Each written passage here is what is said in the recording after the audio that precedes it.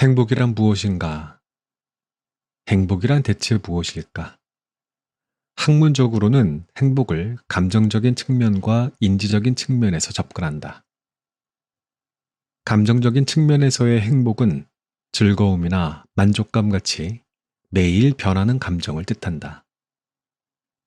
인지적인 측면의 행복은 자신의 삶이 어떠한 상태에 있는지를 깨닫고 삶의 의미나 가치를 지속적으로 파악하고 추구하는 것을 뜻한다.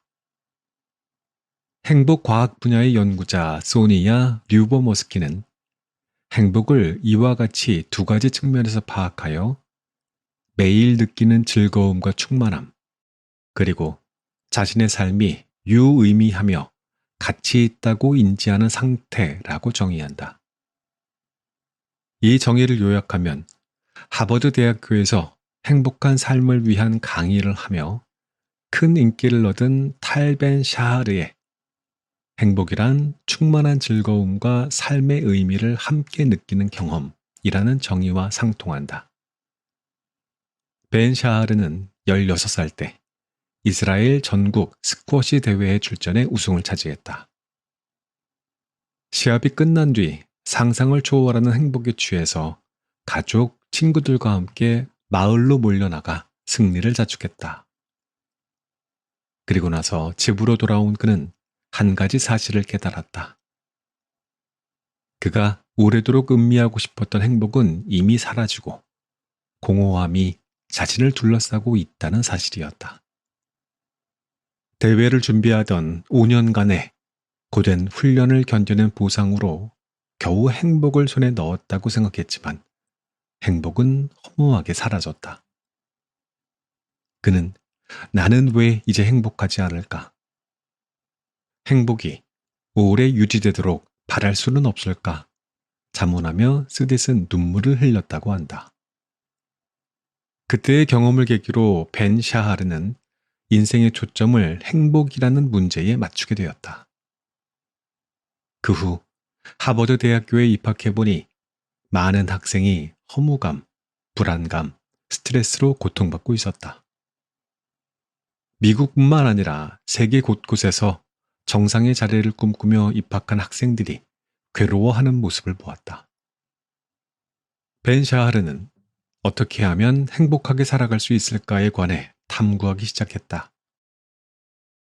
그리고 하버드 대학교에서 최초로 긍정심리학 강의를 개설한 고 필립 스톤의 가르침을 받은 후 2002년 불과 8명밖에 안 되는 학생들과 세미나를 열었다. 이듬해 세미나가 공개 강의로 바뀌자 놀랍게도 308명의 학생들이 수강을 신청했다. 게다가 2006년 벤 샤하르는 스톤의 긍정심리학 강의를 이어받았고 그의 강의는 하버드 대학교에서 최다 수강생을 자랑하는 최고 인기 강의가 되어 언론에도 소개되었다. 뜻밖의 인기에 가장 놀란 사람은 벤 샤하르 자신이었다. 시대는 그를 필요로 했다. 그의 저서 해피어에 따르면 2008년 당시 미국의 우울증 환자 수는 60년대보다 10배 증가했다고 한다. 사람들은 행복을 노라는 수업을 통해서 구원의 길을 찾고자 했을 것이다. 벤 샤하르는 현재의 이익과 미래의 이익이라는 두 가지 개념을 축으로 하여 네 영역으로 나눈 햄버거 모델로 행복을 설명했다. 그는 햄버거를 좋아했는데 어느 날 햄버거를 먹다가 이 모델을 생각해냈다. 햄버거 모델에서는 인간의 삶을 네 종류의 햄버거로 표현하여 성취주의, 행복주의, 허무주의, 쾌락주의라고 명명했다. 현재 이익을 주는 활동은 우리가 즐거움을 느끼게 하고 미래에 이익을 주는 목표는 의미가 있어 성취감과 충실감을 안겨준다. 이 햄버거 모델을 바탕으로 현재 자신이 어떠한 삶을 살고 있는지 확인해 볼 수 있다. 정크푸드 햄버거는 지금 당장 맛있는 음식을 먹는다는 현재의 이익이 있지만 먹고 난 후에는 건강이 나빠지는 미래의 손실이 발생한다. 맛은 없지만 건강에 좋은 야채 햄버거는 맛있게 먹는 즐거움은 포기해야 하지만 건강해진다는 미래의 이익을 얻을 수 있다.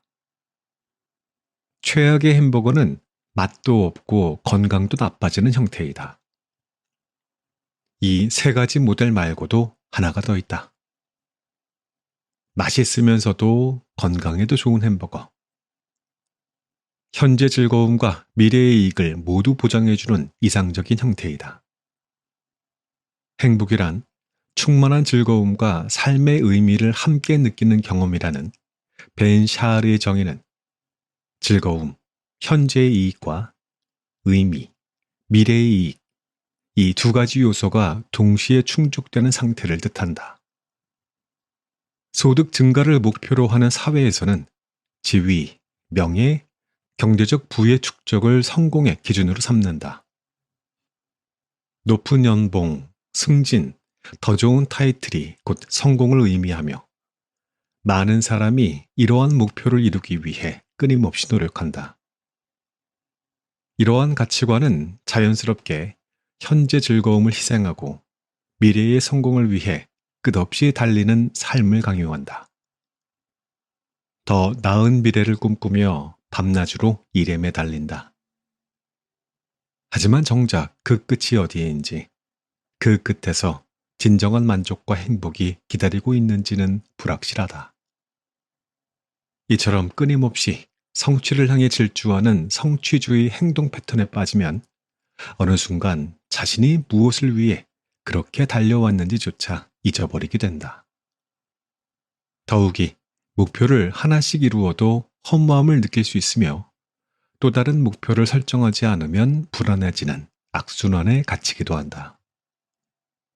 만약 지위, 명예, 부로 인한 성공에도 만족을 느끼지 못하고 허무감을 느낀다면 진정한 성공의 의미를 재정의해야 할 때이다. 미래의 이익을 위해 현재를 희생하는 것이 아니라 현재의 순간에서도 즐거움과 만족을 느낄 수 있는 활동이 무엇인지 생각해야 한다. 그러한 활동을 통해 자신이 달성하고 싶은 목표는 무엇인지, 즉, 자신만의 진정한 성공의 의미를 재정의할 수 있을 때 행복을 향한 첫걸음을 착실하게 내디딜 수 있다.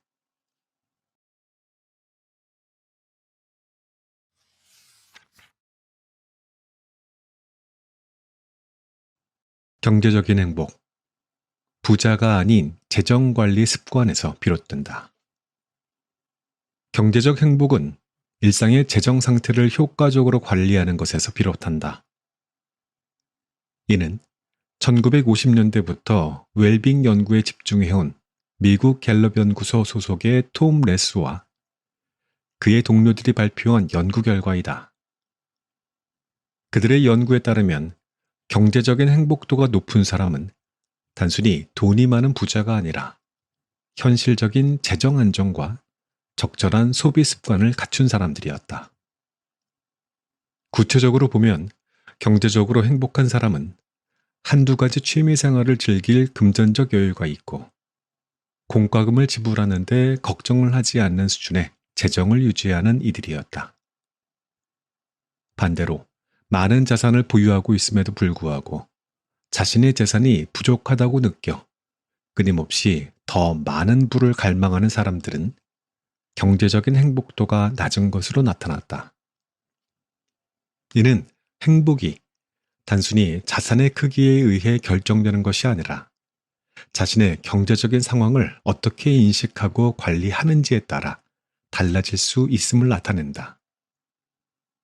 내가 은행권 종합연구소에서 경영 컨설턴트로 일할 당시 수백억, 수십억 자산가들이 자산 운용에 대한 고민을 털어놓는 경우가 많았다. 일반적으로 사람들은 부자라면 경제적인 걱정이 없을 것이라 생각하지만 실제로 그들의 고민을 가까이서 들여다보면 전혀 그렇지 않았다. 그들이 골머리를 앓는 모습을 볼 때마다 부러우면서도 동시에 갖지 못한 자로서의 안도감이 들기도 했다. 그들은 이미 상당한 부를 축적했음에도 불구하고 더 많은 재산을 쌓고 싶다는 욕심을 부리는 동시에 재산을 잃을까봐 걱정하고 있었다. 위험이 높은 만큼 수익이 높은 하이리스크 하이리턴 방식의 자산 운용에는 끊임없이 스트레스가 따르기 때문이다. 굳이 이러한 방식이 아니더라도 매일 주가나 환율 동향에 신경을 곤두세우며 살아간다면 그것은 본업이 아닌 이상 마음이 편할 리 없다. 자산가들이 경제적인 자유를 누리는 것처럼 보이지만 실상 그 자유를 유지하기 위해 불안과 스트레스에서 자유롭지 못한 경우가 많을 것이다. 레스와 연구진은 하고 싶은 일이 생겼을 때 그 일을 하기에 충분한 돈을 가지고 있다면 경제적인 행복도가 3배 높아진다라는 사실을 알아냈다. 또한 소득 수준에 상관없이 돈에 대해 걱정하지 않고 생활하면서 위험성 높은 일을 하지 않으며 빚도 없이 오랫동안 착실하게 재정을 관리하여 최종적으로는 하고 싶은 일이 생겼을 때 할 수 있는 기반을 만들라고 조언했다. 경제적인 행복을 실현하려면 레스가 제안한 3가지 습관을 알아야 한다. 친구 또는 사랑하는 사람과 외출하거나 휴가를 떠나는 경험에 돈을 쓴다. 자신의 물건을 사기 위해서만이 아니라 타인을 위해서도 돈을 쓴다. 돈에 대한 일상적인 걱정을 덜 수 있는 초기 설정을 한다. 첫 번째 습관과 두 번째 습관에 대해서는 각각 뒤에서 다시 다룰 예정이다. 이는 재정적인 측면뿐만 아니라 감정적인 측면에서도 다뤄야 하기 때문이다. 세 번째 습관에서 말하는 초기 설정이란 월급날에 맞춰 신용카드 대금, 대출금 상환, 정기예금 등의 자동 이체를 설정하는 것을 가리킨다. 레스는 재정적인 걱정이 없는 사람들의 공통된 특징으로 각종 초기 설정을 통해 스스로를 제어한다는 점을 강조했다. 자동이체 시스템을 미리 설정해두면 재정 관리를 의식적으로 고민할 필요 없이 저축과 필수 지출을 자동으로 실행할 수 있다는 것이다. 먼저 빠져나갈 돈을 설정해두면 남은 돈으로 생활할 수밖에 없다. 매달 일정한 금액이 저축과 필수 지출로 우선 처리되므로 결과적으로 예산이 자동으로 제한되며 과소비를 막을 수 있는 효과가 있다. 자연스럽게 저축 습관을 들일 수도 있어 장기적인 재정 안정성을 확보하는 데도 도움이 된다. 시카고 대학교 교수 리처드 탈러가 말한 대로 신용카드에는 원하는 것을 손에 넣는 기쁨과 대금 지불에 대한 고통을 분리하는 기능이 있다. 그래서 눈앞에 갖고 싶은 물건이 있으면 그것을 손에 넣는 기쁨에 굴복하여 자신도 모르게 과소비하게 된다. 당장 지출의 부담을 느끼지 않기 때문에 충동적인 소비를 하게 되고 결과적으로는 신용카드 대금이 예상보다 많아지는 경우가 생긴다. 간과하기 쉬우나 신용카드 대금은 명백한 빚이다. 카드 사용 시점에는 실제로 돈을 쓰는 것처럼 느껴지지 않지만 결제일이 되면 그 비용을 반드시 감당해야 한다. 레스가 말하는 빚이 없는 쾌적함과 만족감을 느끼기 위해서는 한도액을 낮게 설정하고 일부 2월 결제는 하지 않는 등의 노력이 필요하다. 또 스트레스를 받으면 홧김에 쇼핑하는 사람은 특히 주의해야 한다. 레스 연구팀의 실험에서 슬픔을 느끼는 사람은 그렇지 않은 사람보다 동일 상품을 4배나 높은 가격에 산다고 답했다.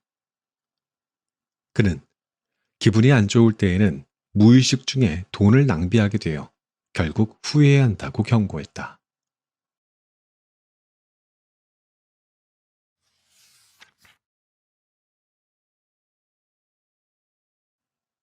사회적 비교와 불필요한 소비의 함정.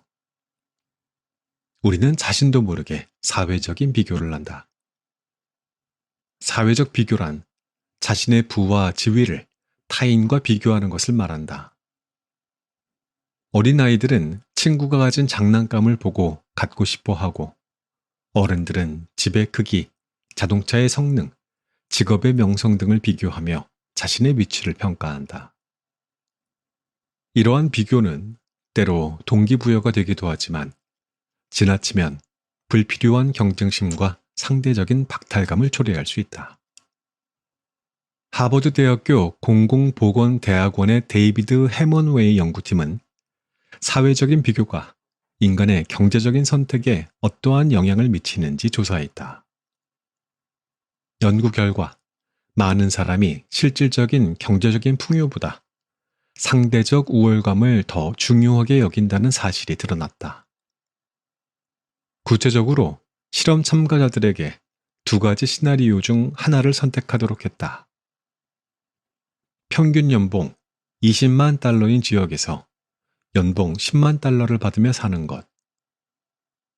평균 연봉 2,500달러인 지역에서 연봉 5만 달러를 받으며 사는 것.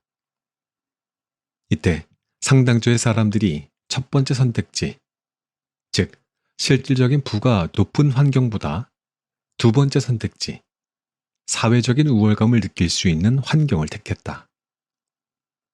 즉, 자신의 실질적인 소득이 줄어드는 한이 있더라도 상대적으로 우위에 있는 느낌을 더 중요하게 여긴다는 것이다.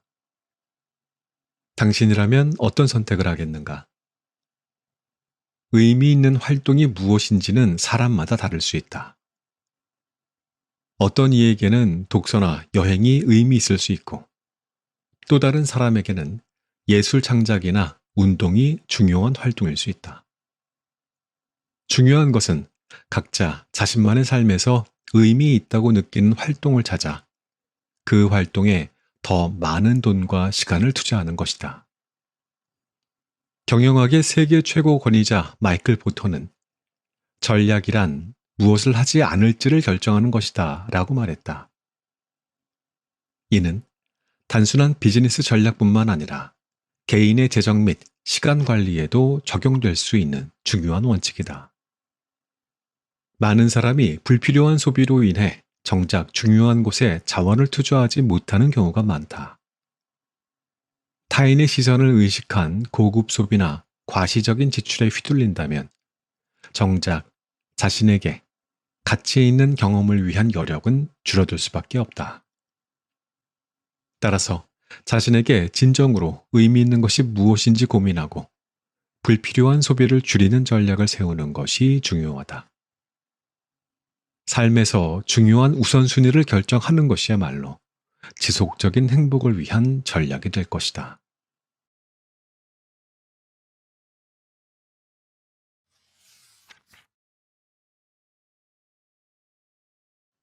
천직을 찾는 여정, 소울워크와 라이트워크. 천직이라는 말을 사전에서 찾아보면 타고난 직업이나 직분, 그 사람의 천성에 가장 잘 맞는 직업이라고 풀이되어 있다. 긍정심리학의 창시자인 펜실베니아 대학교 긍정심리학 센터장 마틴 셀리그만은 로버트 벨라와 그 동료들이 세 가지로 분류한 일 중 천직에 대해서 자기 자신을 위해 열정을 기울이며 헌신하는 일인 동시에 더 많은 사람의 행복과 더 중요하고 큰 가치에 공헌하기 때문에 종교적인 의미도 내포한 개념이라고 설명한다. 이처럼 천직에는 두 가지 측면이 있다. 자신을 위해 열정을 쏟으며 최선을 다한다는 측면과 더 중요하고 큰 가치에 공헌한다는 측면이다. 하지만 일하는 사람들의 모습을 살펴보면 전자는 추구하면서도 후자는 의도하지 않는 사람이 많다. 자신의 만족과 성취를 위해 일하지만 타인과 사회에 기여하는 가치는 크게 고려하지 않는 경우가 많다. 따라서 천직에도 두 가지 유형이 존재한다고 볼 수 있다. 자신의 욕구를 충족하는 천직, 타인과 사회에 공헌하고 봉사하는 천직으로 말이다. 나는 이러한 천직의 두 가지 측면을 바탕으로 다음과 같이 분류한다. 자기 표현의 수단인 라이프 워크와 자기 실현의 수단인 소울 워크, 생계를 유지하기 위한 수단인 라이스 워크, 사회적 성공과 지위를 목표로 하는 수단인 비즈니스 워크. 사회학자인 벨라는 노동을 먹고 살기 위한 일이라고 제시했으며, 나는 노동이라는 단어가 밥을 번다는 의미이기에 라이스 워크로 경력을 사회적인 성공을 지향하는 일이라는 의미에서 비즈니스 워크라고 명명한 것이다. 우선 소울 워크는 마음에 충족감을 주는 일이다. 사람의 내면적인 기준을 만족시키며 이 세상에서 태어난 의미를 자각하게 하고 자신의 생명을 사회적인 자원으로 활용하여 실존적인 자아를 실현한다. 즉, 소울 워크는 단순한 직업이 아니라 사명을 다하는 일이라고도 표현할 수 있다. 현실에서는 소울 워크라고 믿었던 일이 막상 경험해보니 단순한 생계형 일인 라이스 워크였음을 깨닫는 경우가 많다. 반대로 처음에는 라이스 워크로 시작했던 일이 경험과 성장에 따라 비즈니스 워크 혹은 더 나아가 라이프 워크나 소울 워크로 변화하기도 한다. 결국 일의 의미는 고정된 것이 아니라 우리가 어떠한 태도로 접근하느냐에 따라 변화하고 확장될 수 있다. 중요한 것은 자신의 일이 어떤 단계에 있든 그것을 통해 성장하고 더 깊은 의미를 찾아가는 과정에 있다. 천직이라는 개념의 바탕에는 우리는 우주의 일원으로 이 세상에서 살아갈 생명을 부여받았다라는 사상이 깔려 있다. 나의 생명과 능력은 나의 것인 동시에 사회 전체의 것이라는 사고방식이다. 자아 실현을 할 수 있는 소울 워크를 찾아내면 자신의 생명과 능력을 본인뿐만이 아니라 타인을 위해서도 활용할 수 있다. 아마 그보다 더한 행복은 없을지도 모른다. 결국 소울 워크를 발견하고 그 일에 최선을 다하는 과정에서 우리는 진정한 행복을 손에 쥘 수 있다. 하지만 첫 직장에서부터 소울 워크를 만나는 사람은 많지 않다.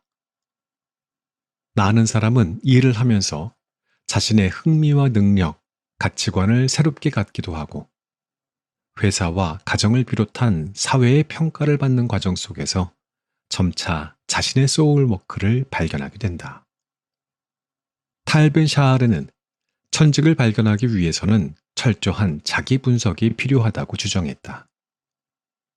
먼저 자신이 인생에서 하고 싶은 일을 파악한 뒤 그 욕구에 솔직해지는 용기가 필요하다며 우리는 대개 하고 싶은 일보다 잘하는 일을 선택해야 한다고 교육을 받아왔다라고 지적했다. 사회적인 기대나 현실적인 이유로 인해 사람들이 자신이 진정으로 원하는 일보다 익숙하거나 안정적인 길을 선택하는 경우가 많다.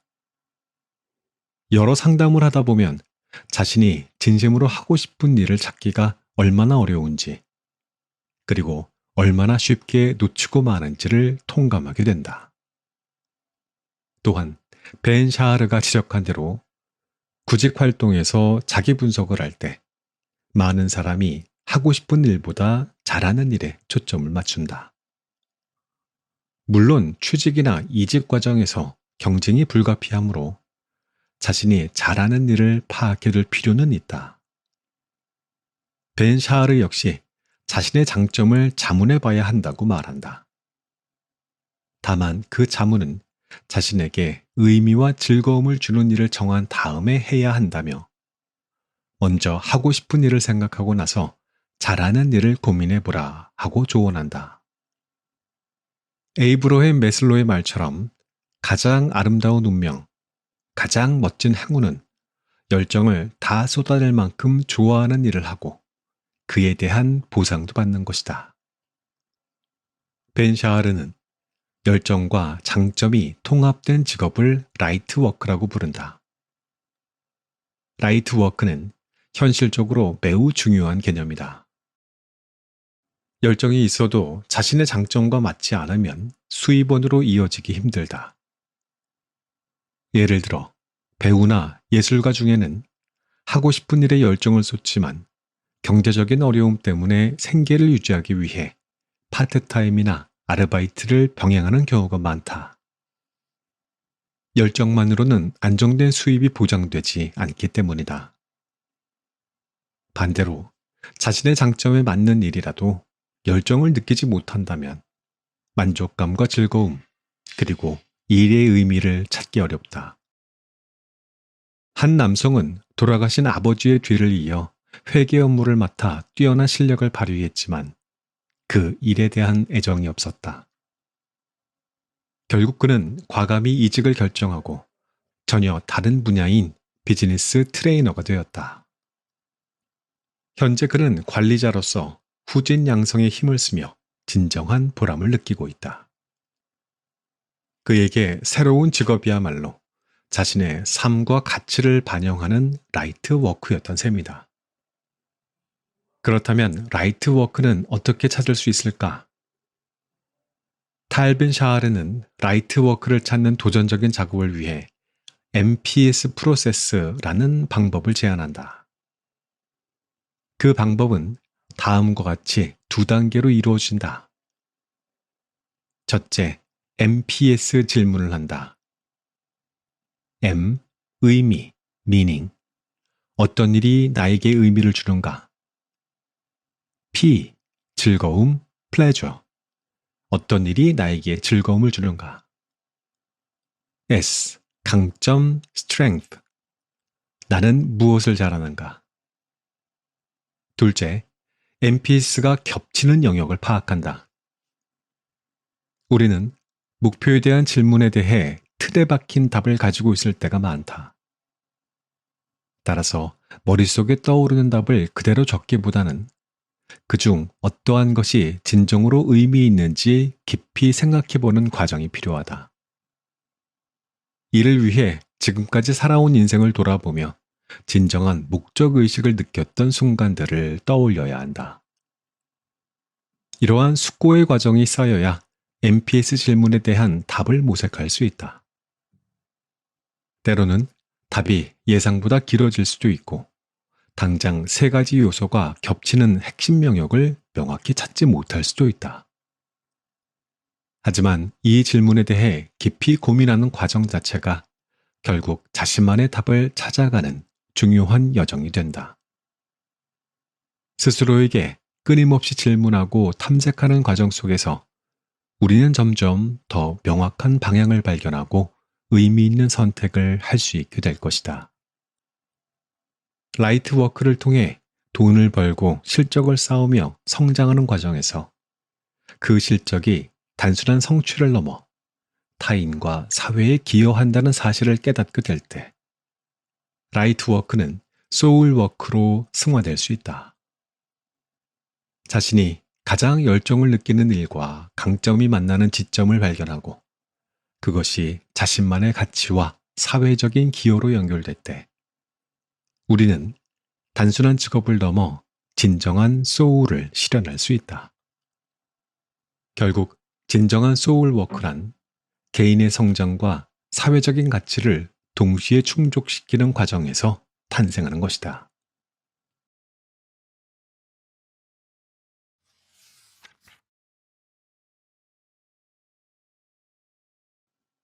행복을 향한 첫걸음, 감사하기. 행복을 향해 내디는 첫걸음으로 가장 어울리는 활동은 감사하기이다. 감사의 표현은 행복을 얻기 위한 메타 전략으로 작용한다. 우리는 경험적으로 감사의 마음이 행복에 영향을 준다는 사실을 알고 있다. 감사의 마음을 전할 때 전하는 사람과 받는 사람 모두 기분이 좋아진다. 많은 종교인, 철학자, 작가들은 오래전부터 감사는 미덕이라고 말해왔다. 그러나 감사가 왜, 어떻게 행복에 영향을 주는지에 대한 과학적인 연구는 20세기 말에 들어서야 본격적으로 시작되었다. 그 선구자로 알려진 로버트 에먼스는 캘리포니아 대학교의 교수이자 작가이다. 그는 감사를 생명을 지닌 존재를 향한 경의, 고마움, 그리고 인식을 바탕으로 한 의미 있는 감상이라고 정의했다. 또한 감사하는 능력은 인류와 모든 생명체의 DNA에 깊이 새겨져 있다고 설명한다. 다양한 연구 결과에 따르면 감사하는 마음을 지닌 사람들은 그렇지 않은 사람들과 비교했을 때 더 행복하고 더 활기차며 희망적이고 사람을 잘 돕고 잘 공감하며 더 영적이고 신앙심이 깊으며 관용적이고 이기주의자가 아니라는 사실이 명백하게 밝혀졌다. 또한 감사를 표현하는 사람은 우울증이나 걱정에 빠지거나 외로워하거나 질투하거나 신경증에 걸릴 가능성이 낮다고 한다. 소니아 류버머스키는 감사하기에는 다음과 같은 효과가 있다고 설명한다. 감사하게 생각하면 삶의 긍정적인 경험을 한층 더 음미할 수 있다. 감사를 표현하면 자존감과 자신감이 높아진다. 감사는 스트레스와 트라우마에 대처하는 데 도움이 된다. 감사의 표현은 도덕적인 행동을 촉진한다. 감사는 사회적인 유대를 구축하는 데 도움이 되며 기존의 인간관계를 강화하고 새로운 인간관계를 발전시킨다. 감사를 표현하면 타인을 부러워하는 불공정한 비교가 줄어든다. 감사하는 습관은 부정적인 감정과 공존하기 어려워 분노, 괴로움, 욕망의 감정을 감소시키거나 억제한다. 감사는 쾌락 적응을 방해한다. 8번째 항목에 언급된 쾌락 적응은 사람이 새로운 상황이나 변화에 익숙해지면서 처음에 느꼈던 감정이나 행복감이 점차 줄어드는 현상이라고 설명한 바 있다. 인간은 새로운 업무, 가정, 성공 등 어떠한 성취를 이루더라도 결국에는 그 상황에 익숙해진다. 처음에는 큰 기쁨과 만족을 느끼지만 시간이 지나면서 그것을 당연하게 여기게 된다. 그로 인해 뭔가를 얻었을 때 느끼는 행복감은 시간이 지날수록 서서히 줄어든다. 류버머스키는 감사하는 마음이 쾌락 적응을 방해한다고 강조한다. 감사는 일상에서 일어나는 좋은 일을 당연하게 여기지 않도록 돕는다. 작은 것에도 감사함을 느끼는 태도는 새로운 경험이나 성취에 대한 감사를 지속시켜 행복감이 시간이 지나도 줄어들지 않도록 한다. 에먼스가 제안한 감사 일기 쓰기는 일상의 좋은 일을 당연하게 여기지 않고 그것을 즐거움의 원천으로 인식하도록 돕는다. 이 습관은 우리의 감수성을 강화하여 더 깊은 행복을 경험할 수 있게 한다. 이 방법은 11가지 행복 연습에서도 언급되고 있다. 탈벤 샤하르 역시 감사 일기 쓰기를 습관화하면 특별한 사건 없이도 일상에서 행복을 느낄 수 있다고 강조한다. 일기에 쓸 내용을 생각하며 하루를 보내는 과정에서 더 좋은 일에 관심을 기울이게 된다고 설명한다. 감사하기는 행복을 얻기 위한 메타 전략으로 감사 일기 쓰기를 통해 감정을 긍정적으로 전환하고 행복을 지속시키는 힘을 기를 수 있다. 감사하기를 행복해지기 위한 첫 걸음으로 삼고 실천하도록 하며 자신의 삶에 어떻게 반영되는지 확인해 보자. 행복은 사소한 일들의 축적, 꾸준한 실천이 중요하다. 하버드 대학교 심리학 교수 데니얼 길버트는 2006년 베스트셀러 행복에 걸려 비틀거리다의 저자이자 TV 출연과 테드 컨퍼런스 출강으로 유명해진 과학자다. 그는 2013년 하버드 비즈니스 리뷰와의 인터뷰에서 행복의 원천으로 몇 가지를 제시했다. 거기에는 앞에서 다룬 감사하기, 친절 베풀기, 인간관계 강화하기와 함께 사소한 일들을 축적하기가 포함되어 있다. 작은 즐거움이 행복을 증진시킨다는 사실에 대해서는 앞에서 이미 살펴봤다. 길버트는 행복은 무수히 많은 사소한 일들의 축적에서 나온다라고 말하며 에드디러가 밝혀낸 긍정적인 경험의 강도보다 빈도가 행복의 예측인자로서 영향력이 더 크다라는 연구 결과를 언급했다. 일리노이드 대학교 교수를 지낸 디너는 닥터 해피니스라는 별명을 가진 행복 과학의 선구자이다. 그의 연구에 따르면 사소하지만 좋은 일을 매일 경험하는 사람이 놀라울 정도로 멋진 일을 한 번만 경험한 사람보다 행복할 가능성이 더 높다고 한다. 영화 배우와의 데이트, 복권 1등 당첨, 요트 구매와 같은 강렬한 경험이 우리를 행복하게 해줄 것처럼 보이지만 실제로는 편한 신발 구입, 연인과의 진한 키스, 감자튀김 몰래 먹기 같은 사소한 행동의 축적이 우리를 더 행복하게 만든다.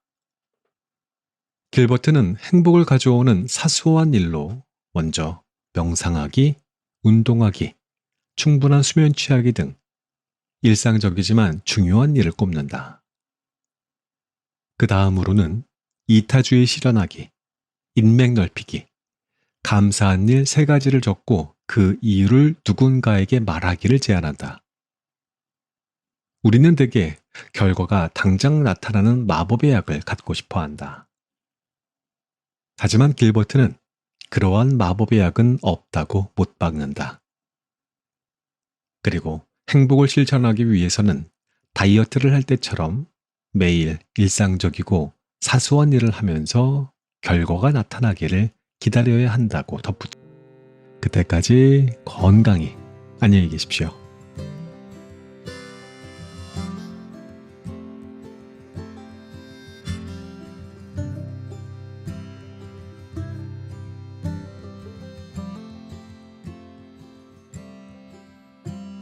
Shipwreck in the dark, far from the harbor, far from the start. In a storm,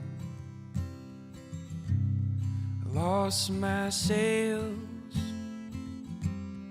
I lost all direction.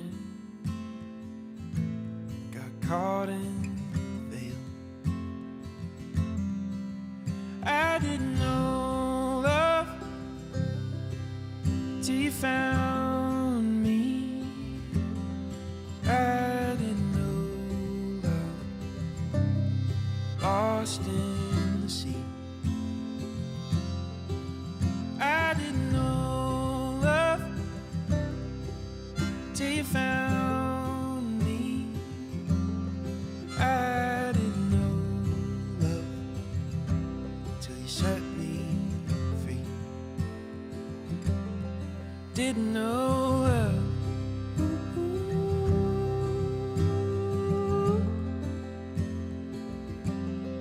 Didn't know love.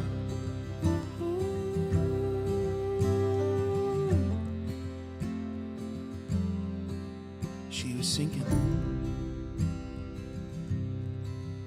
falling fast, so I abandoned ship, held on the mast in the ocean, wild and loud. I was just waiting, I was drifting out.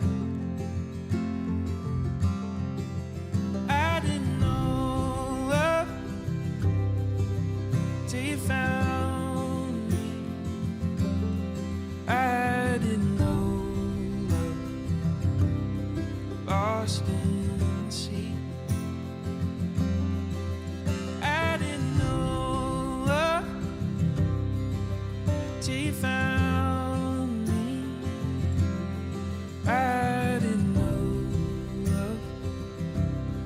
set